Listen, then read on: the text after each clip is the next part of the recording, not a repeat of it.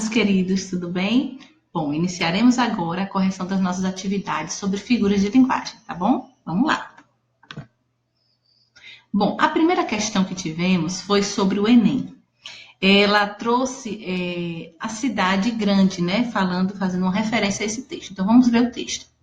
Que beleza, Montes Claros! Como nasceu Montes Claros? Quanta indústria em Montes Claros! Montes Claros cresceu tanto, ficou Uber tão notória, prima rica do Rio de Janeiro, que já tem 5 favelas por enquanto e mais promete. Carlos Drummond de Andrade. Então, esse texto de Carlos Drummond foi um trecho, né, desse texto para que a gente pudesse estar entendendo um pouco sobre algumas figuras de linguagem. Vamos ver qual é que está presente nele, tá bom? A letra A, ele trouxe a opção de gradação. E aí ele disse assim, que é uma gradação porque consiste em fazer a linguagem referir-se à própria linguagem. Então, percebemos que aí não pode ser gradação. Seria metalinguagem, que não é o caso, certo? Então, gradação aí não seria possível. Por quê? Nós já aprendemos que a gradação ela vai trazendo uma evolução, né? Então, algo que era pequeno foi crescendo, isso a gradação crescente, e também tem a gradação decrescente, que é aquela que do maior ela vai diminuindo, tá bom? Então, nesse caso, a letra A está descartada. Vamos ver a letra B. Aí ele diz que pode, então, ser eufemismo. Por quê? Porque no texto ele retoma e elabora outros textos. Nós já vimos que o eufemismo ele não faz isso, né? A questão do eufemismo é ele abrandar uma situação, uma forma de expressão, para que não choque tanto. Então, o eufemismo é aquela maneira onde ele vai trazer, de alguma forma, né, um abrandamento da situação, que não é o caso. Vamos ver a letra C, se pode ser ironia. Aí ele diz assim, é uma ironia porque consiste em dizer o que se pensa, com intenção crítica. Nós já vimos que na ironia acontece o contrário. Porque a ironia, ela fala uma coisa de uma maneira, querendo dizer outra, né? Então, nesse ponto também, nós não temos ironia. Vamos ver se é uma denotação. Aí ele fala aqui na letra D que então pode ser uma denotação, porque é caracterizado pelo uso de palavras em seu sentido impróprio e objetivo. Então, o sentido objetivo, sim, mas o sentido impróprio, não. Porque na denotação você não tem dúvida do significado daquela palavra, né? O que usa sentido impróprio geralmente é o quê? Os sentidos conotativos, onde ele vai tendo várias vertentes que são onde surgem as figuras de linguagem que nós estamos aprendendo. Então, nesse caso, denotação não pode ser por conta disso, tá bom? E aí surge a última opção, a prosopopeia, que ele diz assim, que consiste em personificar coisas inanimadas, atribuindo-lhes vida. Será que poderia ser uma prosopopeia? Vamos tentar voltar onde ele diz aqui, ó, que Montes Claros cresceu tanto, ficou Uber notória, prima rica do Rio de Janeiro, que já tem 5 favelas. Quando diz que Montes Claros virou prima do Rio de Janeiro, não dá aquela ideia de pessoas, né? Onde as pessoas se relacionam, são primos, são parentes. Então, as cidades não são parentes. Então, nesse ponto aí, o texto ele traz sim uma ideia da figura prosopopeia, né? Da figura de linguagem prosopopeia, onde dá vida, personifica que na verdade não tem vida. Então a correta seria a letra E, tá bom? Vamos à próxima. Bom, na questão 2, nós temos aí a classificação das figuras de linguagem abaixo. Então você vai analisar as frases, né? E vai tentar classificar aí para ver qual seria a figura de linguagem que consiste em cada frase dessa, certo? Vamos entender aqui. Na letra A, ele diz assim: estou sentindo dor na batata da perna. Qual é a figura de linguagem que a gente usa por falta de uma outra expressão melhor, por falta de uma outra palavra melhor? Acertou quem disse? Catacrese. Vamos agora então à letra B. Os poemas são pássaros que chegam, né? Então, os poemas, eu posso estar trazendo aí uma comparação, porque os poemas são como pássaros que chegam, mas a expressão como ela está subentendida. Então, nesse caso aí, nós temos qual é a expressão que ela traz uma comparação implícita, quem lembra?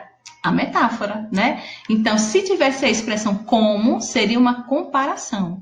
Mas como não tem, é uma metáfora, porque é uma comparação implícita, tá bom? Vamos ao próximo. Quando te vi passar, fiquei paralisado. Tremi até o chão como um terremoto no Japão. Então, nesse caso aí, quando você olha essa frase, você já tem aquela expressão, você já faz aquela expressão, poxa, tremeu como um terremoto no Japão, que exagero, né? E qual é a figura de linguagem responsável pelo exagero? Acertou quem falou hipérbole. Ela é o contrário do eufemismo. Enquanto o eufemismo ele quer abrandar uma situação, ele quer abrandar um acontecimento, a hipérbole exagera mesmo de todas as maneiras, certo? Vamos ver então a letra D. Se não fosse pelo atalho, levaria um século para chegar. Então, aí nós temos uma expressão também de um século para chegar, já te falei 1 bilhão de vezes. Então, aí também são formas de exagero, que para tanto nós temos as figuras de linguagem hipérbole, para poder, né, especificar isso mais claramente. Vamos à letra E. Quando eu cerrar os meus olhos moribundos, tu chorarás por mim um pranto saudoso. Então, aí quando o autor dessa frase disse assim, quando eu cerrar os olhos moribundos, o que será que ele quer dizer? Né? Quando eu morrer. Então, ele abrandou a fala dele. Qual é a figura de linguagem que abranda uma fala, que abranda uma situação? Acertou quem respondeu, eufemismo. Agora, a próxima frase. Amo caldo de cana, já tomei 3 copos. Então, esse daqui também, nós temos uma figura de linguagem onde ela vai estar demonstrando, né, muitas vezes, um vício de linguagem, na verdade. Mas que, se você for analisar exatamente cada palavra, você pode observar que não está bem colocado. Por exemplo, amo caldo de cana, já tomei 3 copos. Na verdade, não se tomou os 3 copos, não se tomou o copo, mas o líquido, o conteúdo do copo, né? Então, o mesmo vai acontecer quando eu digo fui na rua de Havaianas, né? Na verdade, eu não fui de Havaianas, Havaiana é a marca do produto, eu fui de sandália.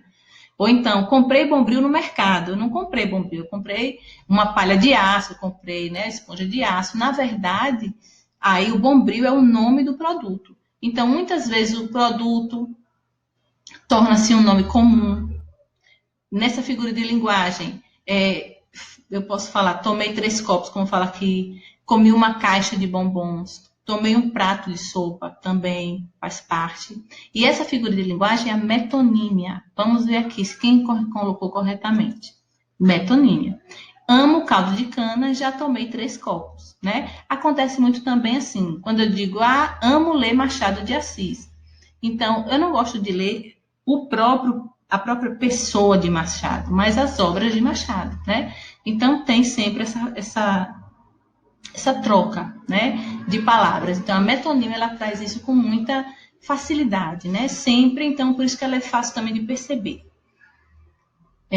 Letra G. Com o dinheiro, compraria 10 cabeças de gado. Outra situação aqui, né? Então, eu não compraria a cabeça do gado, eu compraria o gado todo. Então, qual é a figura de linguagem que toma parte pelo todo? Também nós percebemos que é a mesma de cima, que é a metonímia. Então, quando eu digo os sem teto chegaram, então eles não só não têm teto, eles não têm a casa, né? E a gente toma como o sem teto. Então, se eu digo assim, respeite os meus cabelos brancos. Então, na verdade, não vou respeitar, não é respeitar só o cabelo branco, mas assim, toda a história, a idade que o cabelo branco trouxe por conta da idade que a pessoa tem, né? E a vivência também. Então, todos esses são casos de metonímia. Vamos ver. Minha vida é o vento, sempre em movimento. Então, se eu tenho aqui, minha vida é o vento, sempre em movimento, o que eu tenho aí? O que foi feito aí? Na verdade, foi feita uma comparação, né? Minha vida é como o vento, sempre em movimento. Então, qual é a figura de linguagem que serve para comparar de uma forma implícita, sem a expressão como, igual a? Então, já aprendemos que é a metáfora, tá bom? Então, assim, vamos ver a próxima slide. Percebi que seu amigo não se prende muito a bons modos. Então, nesse caso aqui, Qual é a figura de linguagem que está presente? Na verdade, o que é que ele quis dizer?